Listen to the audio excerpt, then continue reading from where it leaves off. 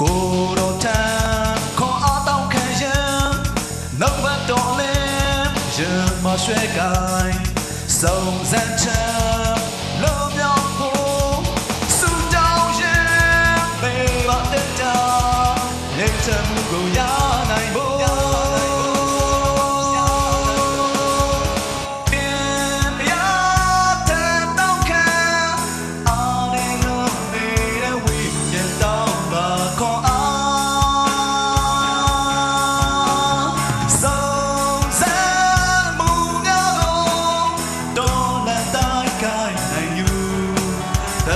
တရားတဲ့မဲ့ဆုံးလေ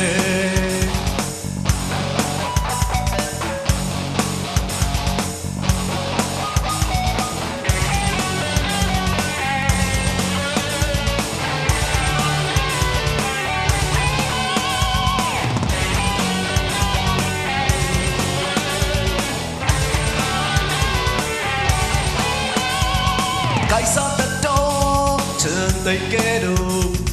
စာရန်ဒီတဲ့ရနောက်ကချောင်းလုံးဆောင်ရင်တဲ့အားနဲ့ချိန်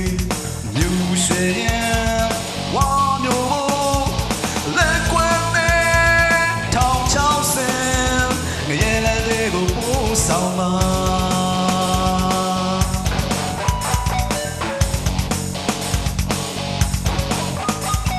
ဒီတရားနဲ့မေပါတဲ့ကိုတော်ထံခေါ်အားတောင်းခံရင်